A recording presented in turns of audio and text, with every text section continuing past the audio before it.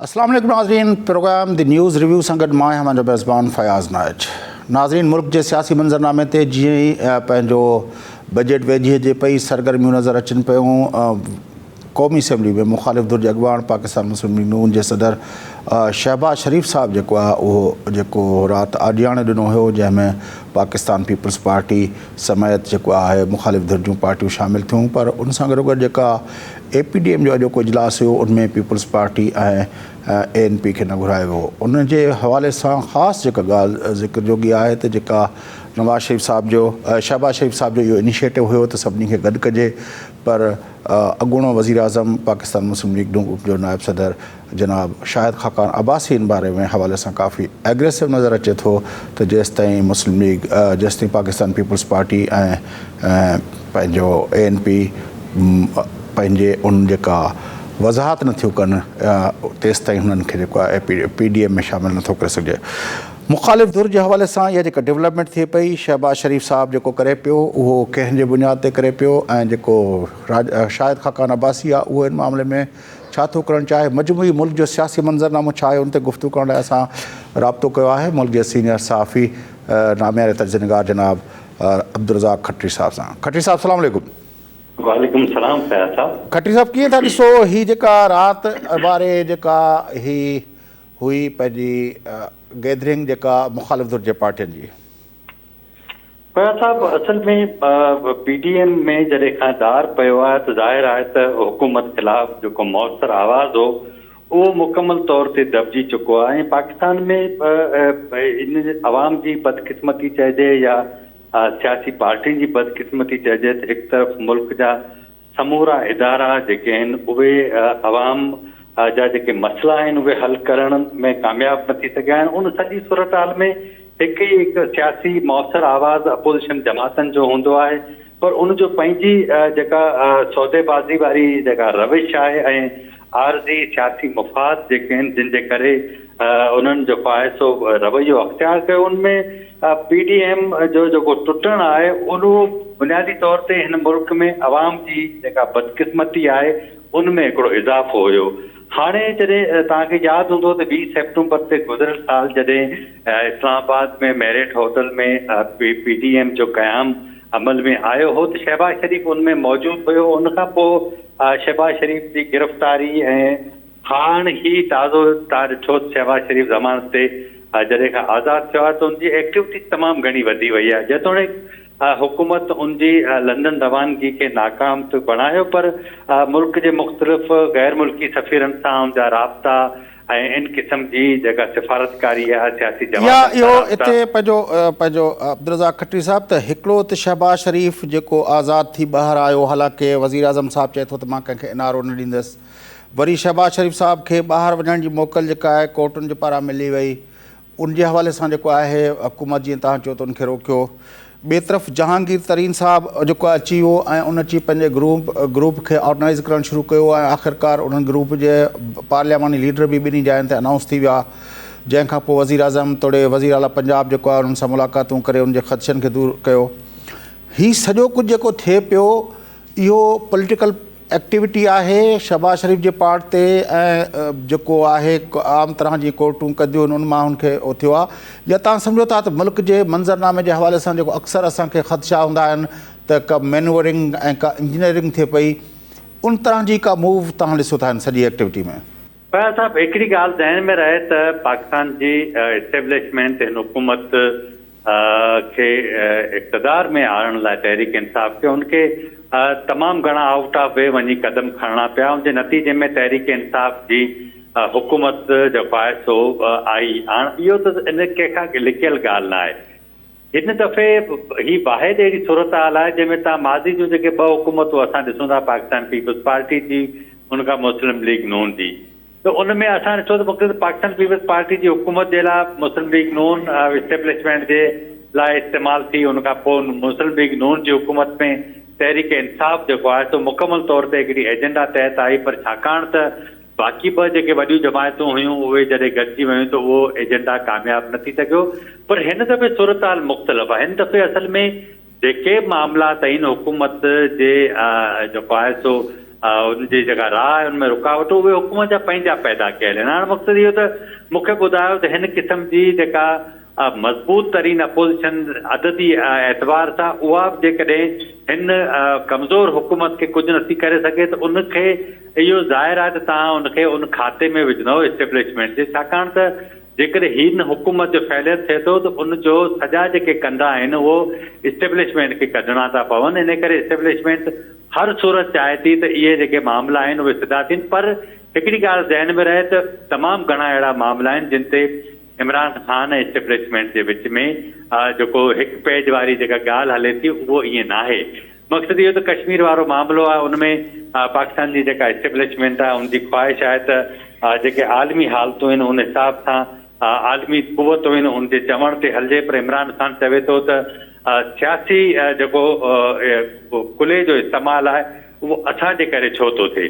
तो इहे नंढियूं नंढियूं शयूं आहिनि, पर एॾी वॾी का सूरत हाल आहे। पर इन सॼी सूरत हाल जे अंदरि जेका सभिनि खां वॾी जेका अहम ॻाल्हि मूंखे नज़र अचे थी उहा इहा आहे त PDM जूं जेके जमायतूं आहिनि बुनियादी तौर ते उहे कुझु ॾियण में कामयाबु न थी सघियूं आहिनि। अवाम खे जेका हिननि उमेदु ॾियारी हुई, माना नवाज़ शरीफ़ जो इहो नैरेटिव आइन जी बालादस्ती वारो वोट खे इज़त ॾियण वारो पंहिंजो रज़ाक साहब, मां चाहियां थो थोरी इन पॉइंट खे अञा वधीक इलाबोरेट कयो असांजे नाज़रीन लाइ। तव्हांजो तजियो छा थो चए त हीअ जेका ॻाल्हि तव्हां कई त हुकूमत जी पंहिंजो इस्टेब्लिशमेंट जी सपोर्ट सां ई हुकूमत आई ऐं मुसलसल चइबो रहियो त हिकु पेज ते आहियूं हिन वक़्तु जेके ही ॿ डेवलपमेंट्स थियूं आहिनि, जहांगीर तरीन जो अचणु ऐं ग्रुप उनजो ठहणु ऐं उन ग्रुप जे अंदरि वरी जुदा पार्लियामानी लीडर मुक़ररु करणु ऐं उनखां पोइ शहबाज शरीफ़ साहब खे आज़ादु करणु ऐं उनखे ॿाहिरि मोकिलण जी कोशिशि करणु ऐं टीं डेवलपमेंट बि थी आहे। उन खे बि जेकॾहिं हिन सां तव्हां मिलाए ॾिसी चौधरी निसार साहब बि हलफ़ खणण लाइ पहुची विया, त छा इहे डेवलपमेंट्स ईअं ई थियनि पियूं आइसोलेटेड आहिनि, या तव्हां सम्झो था त जेका हिकु पेज वारी ॻाल्हि हुई उहा हाणे ओड़ी न रही आहे, तंहिंजे लाइ हाणे आणण वारा जेके हमराह हुआ इमरान ख़ान खे उहे बि थोरो इमरान ख़ान जे मथां चेक रखण लाइ इहे डेवलपमेंट्स कराइनि पिया? फैज़ साहब, हिकु ॻाल्हि ज़हन में रहे त इन क़िस्म जा जेके पता आहिनि उहे संभाले रखिबा आहिनि, वक़्त सां गॾोगॾु इस्तेमालु कबा आहिनि। ॾिसो, चौधरी निसार 3 साल माण्हुनि जो जेको माण्हुनि खे मैंडेट ॾिनो पंहिंजे तक जे अवाम, उनखे हाणे यादगिरी आई आहे त बाबा सूबाई असेंबली में वञी हल्फ खणिजे, ऐं इहा ॻाल्हि सभु सम्झी सघंदा। जहांगीर तरीन वारो जेको मामिलो आहे, बुनियादी तौर ते जहांगीर तरीन जिन जे चवण ते इमरान ख़ान खे हुकूमत ठाहे ॾिनी हुई या उन जेको अहम किरदारु अदा कयो हो, हिन दफ़े मूंखे नथो लॻे जहांगीर तरीन असल में इहो सॼो ब्लैकमेलिंग जो टूल लॻे थो। ऐं सूरत हाल इहा आहे त जहांगीर तरीन हुकूमत सां या इमरान ख़ान सां विढ़ण जी पोज़ीशन में न आहे, छाकाणि त हिन वक़्तु सिर्फ़ु जून जो महीनो आहे, 11 जून ते बजट पेश थींदी ऐं पोइ मुंहिंजो ख़्याल आहे कोई तक़रीबन कोई 28-29 जून ते बजट पास थी वेंदी। एसि ताईं जो मामिलो आहे, उनखां पोइ त जहांगीर तरीन वारो सॼो चैप्टर क्लोज़ थी वेंदो। सो ही मामला हलनि था हिक ॿिए खे जेको आहे सो तंग करण जे हवाले सां, सो पाण ॾिसंदासीं। ऐं एॾी वॾी का तब्दीली कोन हूंदी। बुनियादी तौर ते हिन सॼे मामले में जेको सॼो ईअं चइजे त जेका फ़ैसिला कुन सूरत हाल आहे उहा असांखे वञी नज़र ईंदी अपोज़िशन जी जमायतनि जे हवाले सां। पर हिन हवाले सां हिकिड़ा तर्जा इहे पिया थियनि त हीउ जहांगीर तरीन जो ग्रुप ऐं पंहिंजो चौधरी निसार जी रिलेवेंस ॾेखारणु, इहे समूरियूं जेके डेवलपमेंट्स आहिनि इहे दरअसल ईंदड़ चूंडुनि खां पहिरियों हिकिड़ी तयारी जी सूरत हाल आहे, जंहिंमें का अहिड़ी पार्टी ठही सघे थी, बलूचिस्तान अवामी पार्टी जहिड़ो को ग्रुप ठहंदो जेको ईंदड़ चूंडुनि में हिसो वठंदो ऐं उहो जीअं इमरान ख़ान ऐं नून लीग जी जेका पंजाब जे अंदरि जेका पोज़ीशन आहे उन जो चंक हिकिड़ो कढी उन्हनि जी पोज़ीशन खे, ॿिन्ही जी पोज़ीशन खे अञा वधीक कमज़ोर कबो। न, इहा तव्हांजी ॻाल्हि ठीकु आहे। इस्लामाबाद जे अंदरि हाणे इहे शयूं डिस्कस थियण लॻियूं आहिनि त जी बलूचिस्तान अवामी पार्टी ठही हुई, ईअं ई पंजाब में ॾखण पंजाब जेको आहे उन मां काई हिकिड़ी अहिड़ी पार्टी ठाराइण जी कोशिशि हले थी त जी ईंदड़ ॾींहंनि में उन में जी हूंदा आहिनि, तव्हां सम्झो त जेके विनिंग कैंडिडेट हूंदा आहिनि जिन वटि पंहिंजा तक आहिनि, उन्हनि खे इन में शामिलु करे को 20-25 जेको आहे सो माण्हुनि जो हिकिड़ो ग्रुप ठाहे पार्टी। ऐं हिन में जेको मुंहिंजो अंदाज़ो आहे हिन वक़्तु जेका गेम थी रही आहे इहा सॼी आहे 2023 जी। मियाँ नवाज शरीफ बुनियादी तौर ते सौदेबाज़ी वारी पोज़ीशन में आहे, पर जे इस्टेब्लिशमेंट जे सौदेबाज़ी जेका करणु चाहे थी, मियाँ नवाज शरीफ उन ते अचण लाइ तयारु न आहे। इन करे पीपल्स पार्टी ते हल्को हथु आहे। उहे चाहिनि था जेकॾहिं ॾखण पंजाब मां पीपल्स पार्टी 15-20 सीटूं खणी अचे ऐं ही जेका तजवीज़ थियल का नई पार्टी जेका ईंदड़ ॾींहंनि में मुमकिन आहे 2022 जे हेठि ताईं हेठि आहिनि, उहा कुझु सीटूं खणी अचे त इहो मिलाए जुलाए का अहिड़ी कमज़ोर हुकूमत 2023 में ठाहिजे जीअं हुनखे हलाइणु आसान थिए। पर मुंहिंजो ख़्याल आहे मियाँ नवाज शरीफ पाकिस्तान जी सियासत जो इंतहाई ताक़तवर हिकिड़ो अहिड़ो पहलू आहे जेके ईअं नज़र अंदाज़ नथो करे सघिजे। तो तव्हां रुॻो अंदाज़ो लॻायो त शहबाज शरीफ राति PDM जे जिन क़यादत खे घुरायो आहे, अॼु शायदि खाकान अब्बासी वादे तौर ते क्लियर थी छॾियो त बाबा जेकॾहिं पीपल्स पार्टी खे PDM में बिना के माज़रत ते शामिल कयो वियो त पोइ PDM में उन जे उहिदे यानी जनरल सेक्रेटरी जे उहिदे ते के ॿिए माण्हू जो बंदोबस्तु कयो वञे। मरियम नवाज़ अॼु इन सॼी सूरत हाल खां जेको आहे सो इनकार कयो आहे त PDM जो ऐं अपोज़िशन लीडर जी दावत में वॾो फ़र्क़ु आहे। तो नून लीग जे अंदरि बि इहा जेको आहे सो सूरत हाल मौजूदु आहे त जेकॾहिं शहबाज शरीफ सॼो ई बारोबार का सौदेबाज़ी करे थो त उहा नून लीग खे बि क़बूल कोन हूंदी। तो पाकिस्तान में इस्टेब्लिशमेंट ख़िलाफ़ जेको नैरेटिव मियाँ नवाज शरीफ पंजाब जे अवाम जे अंदरि हज़म करायो आहे, उहो एॾो आसानी सां तव्हां ईअं नथो चई सघिजे त इहो ख़तमु कराए सघिजे थो। शयूं ठहनि पयूं, मुख़्तलिफ़ जेके स्टेक होल्डर आहिनि पॉलिटिकल पार्टीज़ जा, उहे लॻा पिया आहिनि पंहिंजो पंहिंजो हिसो निज़ाम मां वठण जे लाइ कोशिशि कनि पिया। तो इन सॼी सूरत हाल में मुंहिंजो ख़्याल आहे त ईंदड़ जेको बजट खां पोइ जेका सूरत हाल हूंदी उहा असांखे इन बजट जेको हुकूमत ॾिए थी उन मां अंदाज़ो थींदो त अपोज़िशन उनखे केतिरो कैच कराए सघे थी। अच्छा, शहबाज शरीफ जेको हिन वक़्तु निकितो आहे या ही जेको हुनजो इनिशिएटिव आहे, त शहबाज शरीफ साहब वटि छा मक़सदु आहे? उहो बि टेवीह जे हवाले सां का तयारी करणु चाहे थो, PMLN जे हवाले सां का सफ़बंदी नए सिर ठाहिणु चाहे थो, या उहो जीअं PDM वटि पहिरें हुयो उहो करणु चाहे थो, या हिन सॼी सूरत हाल में जेको हुन ॾिठो आहे त भई हू जेलनि में हुयो त नवाज़ शरीफ साहब हुयो, नवाज़ शरीफ साहब खां पोइ मरियम नवाज़ हुई, त हाणे हू चाहे थो त मां बहसियत मुस्लिम लीग नून जे सदर जे असर्ट कयां पंहिंजी पोज़ीशन। शहबाज शरीफ वटि कहिड़ी एजेंडा आहे?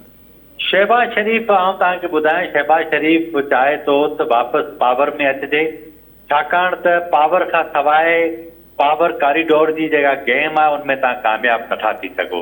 हिन वक़्तु तव्हां अंदाज़ो लॻायो त मियाँ शहबाज शरीफ जी जेका लॻायल ब्यूरोक्रेसी बि इमरान ख़ान जी जेका पंजाब में हुकूमत आहे उहा उन मां अञा ताईं जान न छॾाए सघी आहे। तो शहबाज शरीफ अल्टीमेटली चाहे थो त जहांगीर तरीन पीपल्स पार्टी ऐं चौधरीनि जी मार्फत पावर में अचिजे ऐं उन पावर जी आधार ते ईंदड़ इलेक्शन में वञिजे जीअं तव्हां आसानी सां पंहिंजा उम्मीदवार कामयाबु कराए वरी नए सिरे सां पावर में अची सघो। पर बुनियादी तौर ते मियाँ नवाज शरीफ हिन में वॾी रुकावट आहे। हालांकि आसिफ अली ज़रदारी चाहे थो पंजाब जे अंदरि तब्दीली अचे त जीअं जेको आहे सो अॻिते वधिजे, पर मियाँ नवाज शरीफ पंहिंजे उन साॻे मौक़फ़ ते मौजूदु आहे ऐं उन में उनजे लाइ इशू इहो आहे त जेसि ताईं मरियम नवाज शरीफ जी नाअहली ख़तमु नथी थिए, पंजाब जे अंदरि हू चाहे थो या इस्लामाबाद जे पावर में मरियम नवाज जो को हिसो ठहे या पंजाब जे पावर में ठहे।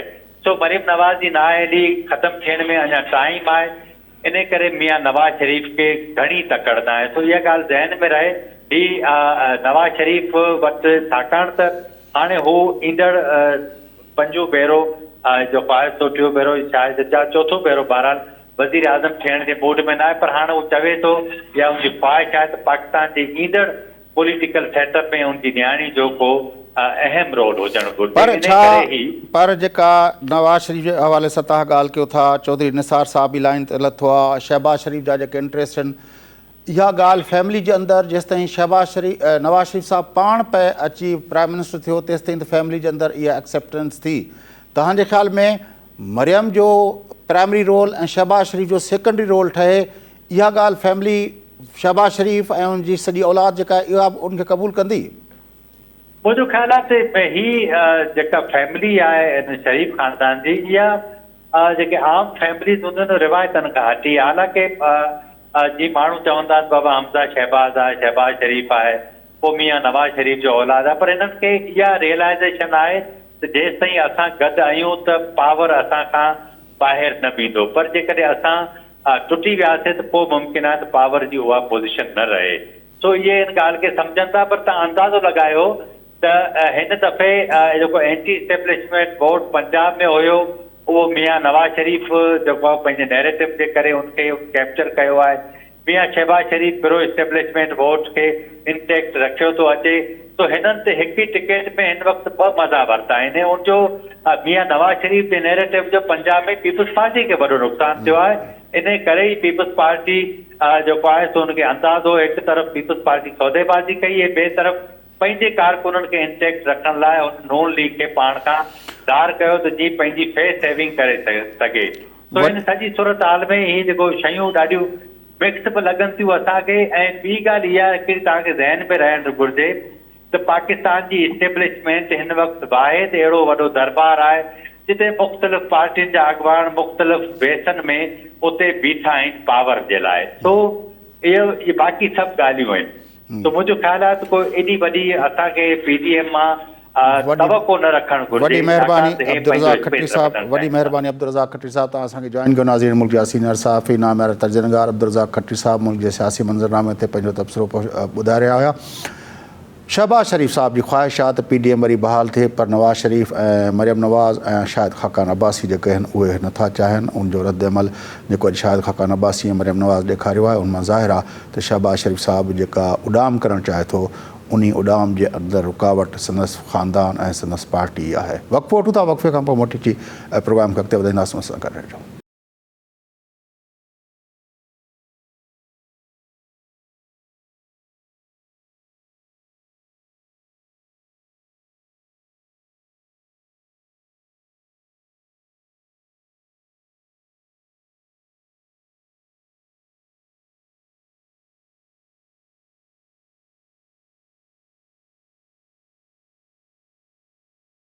वेलकम बैक नाज़रीन। अचो प्रोग्राम जे सिलसिले खे अॻिते वधायूं। गुफ़्तगू कयूं था मुल्क जी फॉरेन पॉलिसी जे हवाले सां जेका ताज़ी डेवलपमेंट थी आहे जॾहिं पाकिस्तान जो वज़ीर ख़ारजा शाह महमूद कुरैशी अमरीका में गॾियल क़ौमुनि खे ख़िताब करण खां पोइ पाकिस्तान पहुतो ऐं उन वक़्तु असां फ़लस्तीन जे हवाले सां हुन गुलनि जा हार पिया पाता। त उन वक़्तु पेंटागन जे हिकिड़े ऑफिसर पारां जेको आहे बयानु जारी कयो जंहिंमें चयो वियो त पाकिस्तान जेको आहे अमरीका खे पंहिंजे ग्राउंड ऐं एयर स्पेस ॾियण जे हवाले सां एक्सेस ॾियण में जे हवाले सां अञा ताईं असांजी मदद करे रहियो आहे। उनखां पोइ असांखे नज़र आयो त उन ते रद्दमल आयो। सेनेट जी जेका फॉरेन कमेटी आहे उनजो चेयरमैन आहे मुशाहिद हुसैन सैयद, उन जेको आहे उन ते पंहिंजो चेयरमैन खे लिखियो त उनखे जेको आहे उन ते ॻाल्हि ॿोल करण जो मौक़ो ॾिनो वञे ऐं जो चवणो हो त इहो इंतिहाई अहम आहे। असांजे फॉरेन अफेयर्स डिपार्टमेंट पारां जेको आहे चयो वियो त इहो को नई ॻाल्हि न आहे। इहो 2001 जो मुआहिदो हुयो जेको एक्चुअल लाइन ऑफ कम्युनिकेशन पंहिंजो एयर लाइन ऑफ कम्युनिकेशन ऐं ग्राउंड लाइन ऑफ कम्युनिकेशन जे हवाले सां थियो हुयो। उहो ई साॻियो मुआहिदो आहे, उनमें का नवाण न आहे। ऐं पर जेको रद्दमल आयो आहे अॼु जेको उन हवाले सां वज़ीर आज़म पाकिस्तान खे पंहिंजो दौरो बि करिणो पियो ऐं हुन जेको ISI हेडक्वार्टर जो दौरो कयो। उनमें हुनखे ब्रीफिंग ॾिनी वई जंहिंमें जनरल क़मर जावेद बाजवा, वज़ीर दिफ़ा परवेज़ खटक ऐं joint chief of staff committee J chairman खां अलावा फवाद चौधरी बि शिरकत कई। पर उन ब्रीफिंग जे अंदरि जेका आहे असांखे शाह महमूद कुरैशी वज़ीर ख़ारजा जेको आहे उहो नज़र कोन आयो। हिन सॼे मौज़ू ते गुफ़्तगू करण लाइ पाकिस्तान अमरीका जा तालुकात, ख़िते जी सूरत हाल ऐं हीअ जेका डेवलपमेंट थी आहे एयर ऐं ग्राउंड स्पेस जे एक्सेस जे हवाले सां उन ते गुफ़्तगू करण लाइ असां राब्तो कयो आहे मुल्क जे नामयार फॉरेन पॉलिसी एनालिस्ट अॻूणे एम्बेसडर जनाब ज़फ़रुल्लाह शेख साहब सां। अस्सलाम वालेकुम शेख साहब। वालेकुम सलाम। शेख साहब, कीअं था ॾिसो हीअ जेका नई डेवलपमेंट थी आहे ग्राउंड ऐं एयर स्पेस जी एक्सेस अमरीका खे? तव्हां हाणे बैकग्राउंड त ॿुधाए छॾियो त रीज़न ॾिसो सॼे हिन रीजन में पर सॼी दुनिया में हिकु फॉरेन रिलेशन्स जो ट्रेंड चेंज थींदो रहंदो आहे। मां जॾहिं बि तव्हां सां ॻाल्हायो आहे ऐं मां हमेशह इहो ई मेंटेन कयो आहे त वेरी सोन सॼे वर्ल्ड रिलेशन्स जेके आहिनि या फॉरेन अफेयर्स जूं जेके रिलेशनशिप आहे फॉरेन पॉलिसीज़ आहिनि उन जा ऑप्शन्स नए सिरे सां चेंज थींदा। उनजा रीज़न्स आहिनि। उनजो रीज़न आहे त हिकिड़ो त अफ़गानिस्तान वॾो रीज़न जेको आहे उनमें अफगानिस्तान छड़ो केॾो अफगानिस्तान न आहे, उनजा केतिरा ई उनमें अमेरिकन सपोर्ट्स मेन आहिनि, उन खां ॿिया बि फोर्सिस जेके इन्वॉल्व आहिनि, उनमें चाइना बि आहे, कंट्रीज़ ॿिया बि कई आहिनि। हाणे अचूं था तव्हांजी इन ॻाल्हि ते त हीउ जेको हाणे सिलसिलो थियो आहे हिन में नेचुरली पैलेस्टाइन ऐं जेको इसराइल वारो सिलसिलो थियो त असांजो फॉरेन मिनिस्टर बि हुते हुयो, ॿियूं थियूं आहिनि। हाणे सिलसिलो जेके हिकिड़ी फॉरेन ऑफिस जेको आहे उहो क्लियरली बाक़ाइदा डिनाए कयो आहे त असां अमेरिकन्स खे कोई एयरबेस न ॾिनो आहे ऐं जेको आहे काई अहिड़ी ॻाल्हि कान्हे का। ऐं बिल्कुलु जेको आहे जेको अमेरिकन जे पेंटागॉन या हुते सेनेटर्स जेको कुझु चयो आहे उन में का बि हक़ीक़त नाहे। हाणे इन सिलसिले में हिकिड़ी ॻाल्हि ज़रूरी आहे त हाणे जिनेवा में नेशनल सिक्योरिटी एडवाइज़र्स जी मीटिंग थी आहे जेको असां डिनाए कोन कयो आहे, पाकिस्तान डिनाए कोन कयो आहे, उहा जॾहिं उहा संडे ॾींहुं मीटिंग थी आहे। हाणे हुन में जेको आहे मिस्टर जेक जेको हुयो या असांजो मुई साहिबु जेको हुयो ॿई मिलिया आहिनि हुते, हुन डिस्कशन हुननि जी पाण में ज़रूरु थी आहे। ॾिसो अमेरिकन सां असांजी डिस्कशन चाहे कोऑपरेशन कहिड़ो बि हुजे, छो जो हाणे हुननि जी इनखला थी रही आहे अमेरिकन फोर्सिस जी अफगानिस्तान मां, त पाकिस्तान सां हमेशह अमेरिकन जेको आहे डिस्कस कयो आहे ऐं असां हुननि खे फैसिलिटेट बि कयो आहे। 2001 में हिकिड़ी एग्रीमेंट तव्हांखे यादि हूंदी असां कईसीं, उनमें असां हुननि खे बाक़ाइदा फैसिलिटेट कयो होसीं ऐं अलकायदा खां पोइ जॾहिं सिलसिलो थियो उन खां फैसिलिटेट हुनखे कयो होसीं त ठीकु आहे, ग्राउंड फैसिलिटेशन हूंदी, एयरबेस बि हूंदो, उन खां पोइ बि असां हुननि खे पंहिंजो शेख साहब उन जेका फैसिलिटेशन हुई उनजे बारे में त उन वक़्त जो सदर पंहिंजो उन वक़्त जो आर्मी चीफ ऐं उन वक़्त जो सदर मां अचां थो उन ॻाल्हि ते, यस उन चयो त मूंखे धमकी ॾेई जेको आहे पंहिंजो इहा एक्सेस वरिती वई। ॿुधो उन वक़्तु ॿियो दफ़ो वरी ईअं थियो त जनरल मुशरफ साहिब जे वक़्त में 2-3 बेसिस ऐं शमसी असां एयरबेस बि ॾिनो हुयोसीं ऐं काफ़ी शयूं थी। ऐं हुन में जेकबाबाद जो बेस बि हिकिड़ो हुयो जंहिंमें बाक़ाइदे तव्हांखे यादि हूंदो त सिक्योरिटी पर्सनल बि आया, हुन खां पोइ इहो जेको पंहिंजो अमेरिकन्स बि हिकिड़ो मरी वियो अमेरिकन, उहो बि वॾो किसो थियो, काफ़ी शयूं थियूं। त हाणे असांजो उन खां अॻु में जेकॾहिं तव्हां वञो जनरल इहो ख़ान बि तव्हांखे यादि हूंदो U2 फ्लाइट्स जो 62 में उन में असां हुननि खे इजाज़त ॾिनी ऐं उतां फ्लाई कनि U2 बुडाबीर वारो एयरबेस जेको सोवियत यूनियन तमामु घणो प्रोटेस्ट कयो।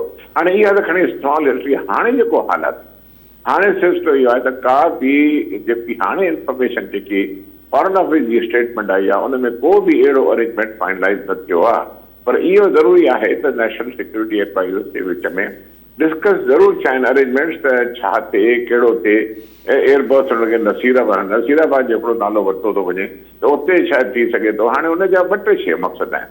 ॾिसो जंहिं वक़्त में पुराणा असां एग्रीमेंट 2001 वारी कईसीं या 2002 वारी एग्रीमेंट्स जेके कयूंसीं उन सिचुएशन हिकिड़ी ॿिए क़िस्म जी हुई ऐं जंहिंमहिल U2 ॾिनासीं उन सिचुएशन ॿिए क़िस्म जी। हाणे जेको आहे बेसिकली अमेरिकन्स जेके आहिनि छा था चाहिनि, छा था घुरनि, उहे अञा सॼियूं ॿिलियूं जेके आहिनि उहे ॿोरीअ मां कोन निकितियूं आहिनि, का ख़बर कान पई आहे अञा। हाणे हुन में छा आहे त हिकिड़ो ॾिसो हिकिड़ी आहे ग्राउंड फैसिलिटेशन। हाणे हिकिड़ो असांखे जेको आहे ग्राउंड फैसिलिटेशन अमेरिकन्स खे ॾियण में कोई हर्ज न आहे मुंहिंजे लिहाज़ खां, इहो मुंहिंजो ज़ाती ख़्यालु आहे। ऐं उन खां सवाइ जेकॾहिं तव्हां एयर स्पेस जी तव्हां अलो ॾियो था उन्हनि खे पंहिंजी जाइ ते, उहा ॿी ॻाल्हि आहे। बाक़ी तव्हां हुनखे एयर बेस जेको आहे ॾियणु जेको आहे हुन लाइ सोचणो पवंदो। उहो छो सोचणो पवंदो? नेचुरली चाइनीज़ खे इहा ॻाल्हि शायदि पसंदि न अचे, सोवियत यूनियन खे पसंदि न अचे, ॿियनि खे पसंदि न अचे। तव्हांखे पाण ख़बर आहे त अमेरिकन्स जेको आहे ऑलरेडी असांजी हर शइ ख़तमु करे छॾी हुई। उन वक़्त में जॾहिं मुशरफ साहिबु कयो त उन महिल तव्हांखे यादि हूंदो त पंहिंजो इहो कोलिशन फंड असांखे ॾींदा हुया 1.5 बिलियन जो, उनजे लालच में उहे पैसा बि असांखे मिलिया। उहा सिचुएशन ऐं उन हालात वरी ॿिया हुया। त हाणे जेको आहे हुन खां पोइ जेको आहे मां चवां थो त हाणे जेको सिलसिलो आहे हाणे सिचुएशन डिफरेंट आहे।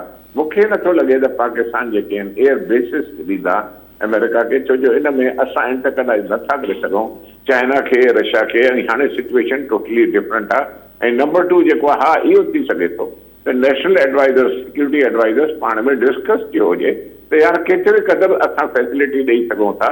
नेचुरली हाणे अमेरिकन्स चयो आहे, जेकॾहिं चवनि था त पोइ इहो असां पाण सोचींदासीं। जीअं तव्हां हिकिड़े पुछाए सैयद चेयरमैन आहे फॉरेन रिलेशंस कमेटी जो सेनेट में, या इहा ओपनली ॻाल्हि थींदी या न थींदी। अहिड़ी तरह ब्रीफिंग बि थी आहे जेको तव्हां पाण हाणे फरमायो त ब्रीफिंग बि ISI में थी आहे। हिन ते अञा ॻाल्हि ॿोल थी रही आहे त असां हुननि खे एक्सेस केतिरो ॾियूं।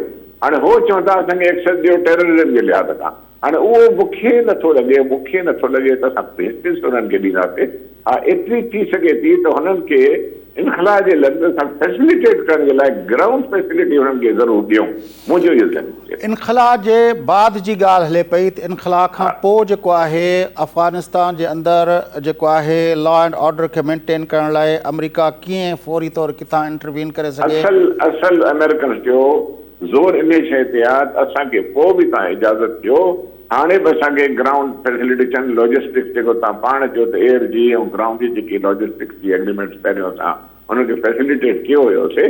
हाणे उहो उन में का हर्ज कोन थींदो, पर जेको बाद में हो जेको चवनि था जेको ज़ोर ॾियनि था जेको अंदरि जी इंफॉर्मेशन आहे उहा इहा ई आहे त असां अफ़गानिस्तान में ठीकु आहे जेकॾहिं असां न बि हूंदासीं त कम से कम सेप्टेंबर खां पोइ असांजी इनडायरेक्ट हिकिड़े क़िस्म जी उते एक्सेस जे रीजन में उनजे लाइ पाकिस्तान खां बेस घुरी रहिया आहिनि त असांजी चेक बि हूंदी, हुन में 2 टे शयूं थींदियूं। हिकिड़ो त चाइना खे कंटेन कंदा, ॿियो सोवियत यूनियन खे कंटेन कंदा, ॿियो अफ़गानिस्तान में छा रहियो आहे त उहो जेको सिलसिलो थींदो असांखे सौदो ॾाढो महांगो पवंदो मुंहिंजे लिहाज़ खां।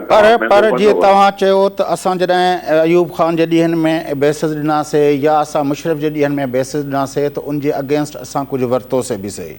जी ज़ियाउल हक़ जे ॾींहंनि में जेकॾहिं असां जेको आहे हुननि जे पंहिंजो हिकिड़ो स्ट्रेटेजिक पार्टनर तौरु जेको आहे सोवियत यूनियन जे ख़िलाफ़ु जेको आहे असां रोल अदा कयोसीं त उनजे अगेंस्ट असां वरितोसीं बि सही। ठीकु आहे, हिन वक़्तु असां छा वठी सघूं था?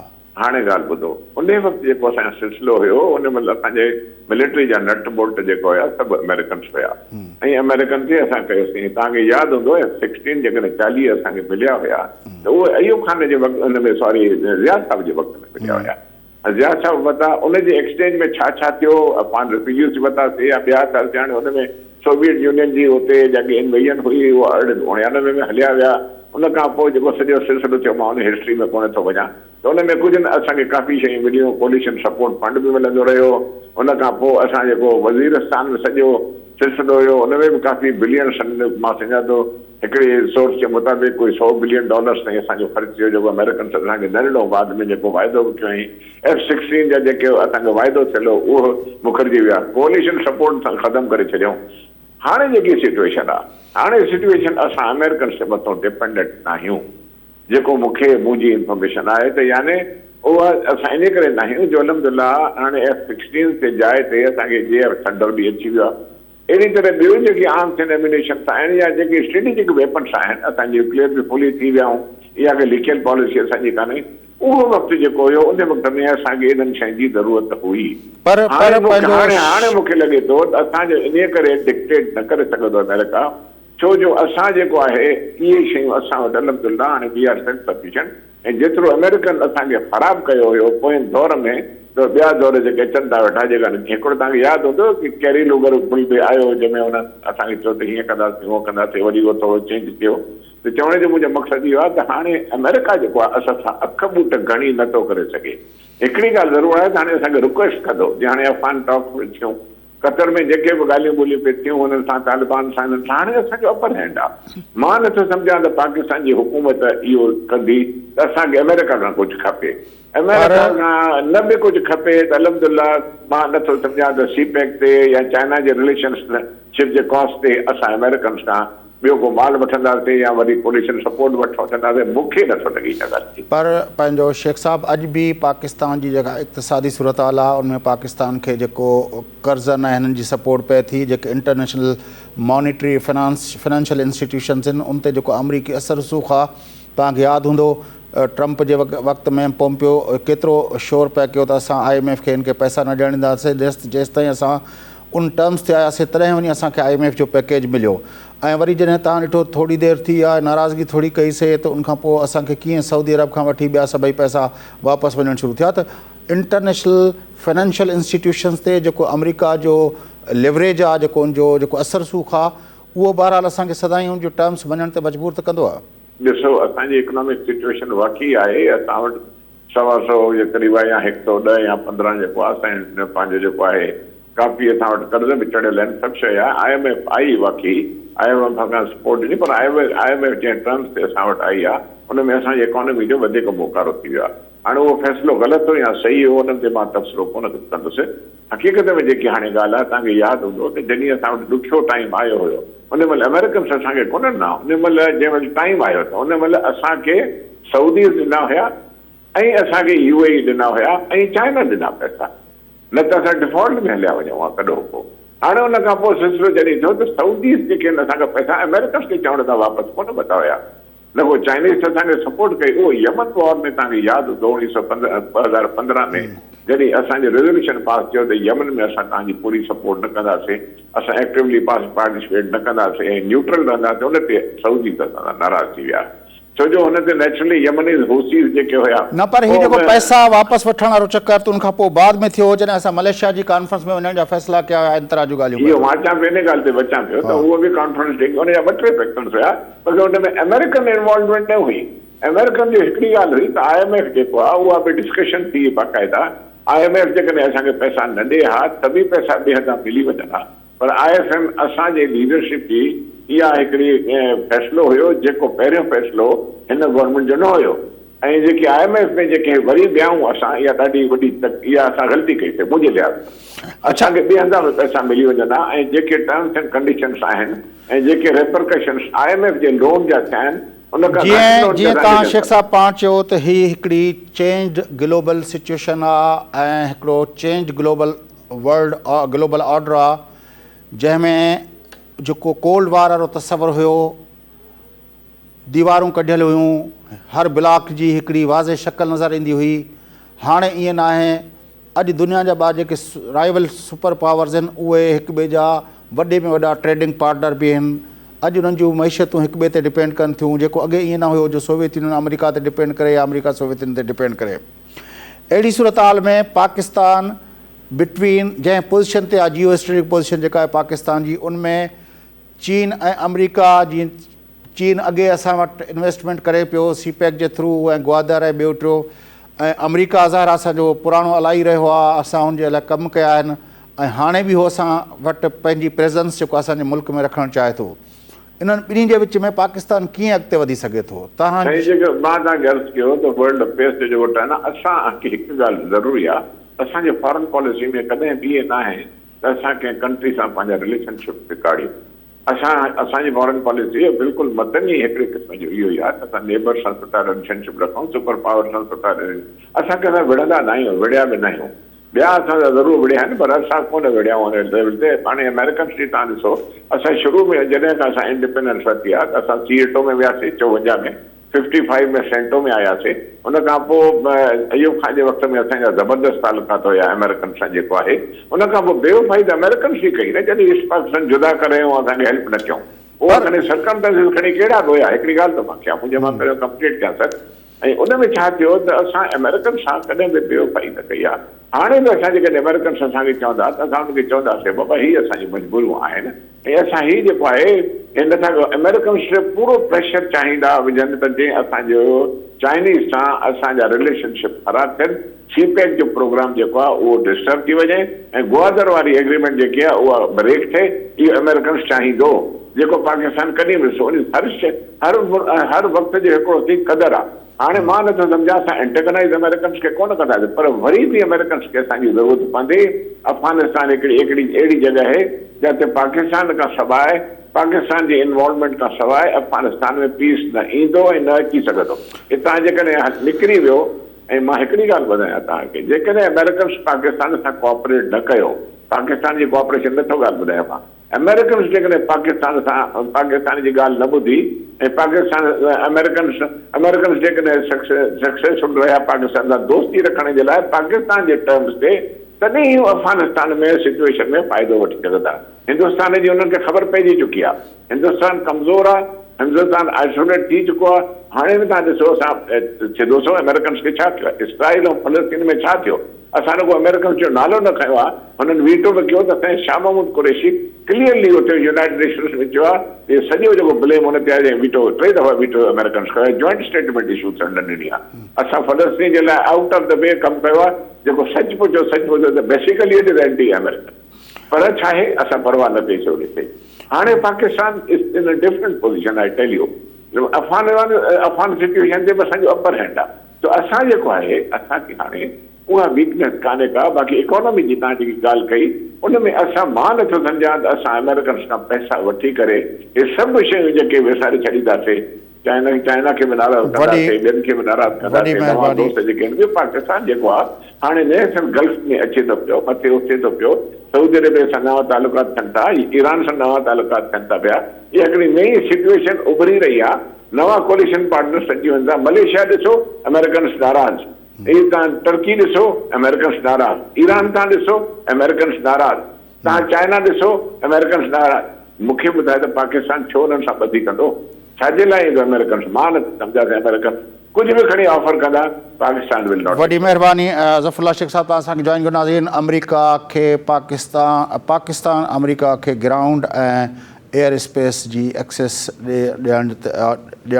ॾींदो रहंदो, इहो जेको पेंटागन जो बयानु हो, जंहिंखां पोइ जेको आहे फॉरेन असांजे परॾेही मामलनि जी वज़ारत जो वाज़े बयानु आयो त को बि अमेरिकन खे बेस न ॾिनो वेंदो। पर बहरहाल जेको स्पेस जी ॻाल्हि हुई, एयर ऐं ग्राउंड स्पेस जी ॻाल्हि हुई, उहा जेको आहे उनजी का वज़ाहत अञा ताईं न थी सघी आहे। शायदि हुसैन सैद उन ते काफ़ी एतिराज़ कयो आहे। ऐं जीअं ॿुधायो पिया असांजे ज़फ़रुल्लाह शेख साहब त ॿिन्ही मुल्कनि जा, अमरीका ऐं पाकिस्तान जा नेशनल सिक्योरिटी एडवाइज़र जेनीवा में मिलिया आहिनि। आईएसआई हेडक्वार्टर में बि ब्रीफिंग थी आहे, जंहिंमें वज़ीर आज़म, आर्मी चीफ जेको आहे, ऐं उनखां अलावा पंहिंजो डिफेंस मिनिस्टर परवेज़ खट्टक ऐं इन ॿियनि जेको आहे पंहिंजो शिरकत कई आहे। बहरहाल अमरीका ऐं पाकिस्तान जे लाॻापनि जे हवाले सां जेका नई जेका सफ़बंदी आहे, जेका नई जेका पंहिंजो जेको आहे रूल्स ऑफ द गेम्स जेके आहिनि उहे तय थियनि पिया। जीअं ज़फ़रुल्लाह शेख साहब ॿुधायो पिए त पाकिस्तान जो अपर हैंड इन जे करे आहे जो अफ़गानिस्तान जे हवाले सां पाकिस्तान जो रोल ज़ुल्म ख़लीलज़ाद खां वठी समूरी अमरीकी एडमिनिस्ट्रेशन जेका आहे उहा तस्लीम करे थी त पाकिस्तान हिन सिलसिले में हुनजी काफ़ी वॾी मदद कई आहे। प्रोग्राम जो वक़्तु पूरो थिए थो। पंहिंजे मेज़बान फयाज़ नाशकिन इजाज़त ॾियांगड़।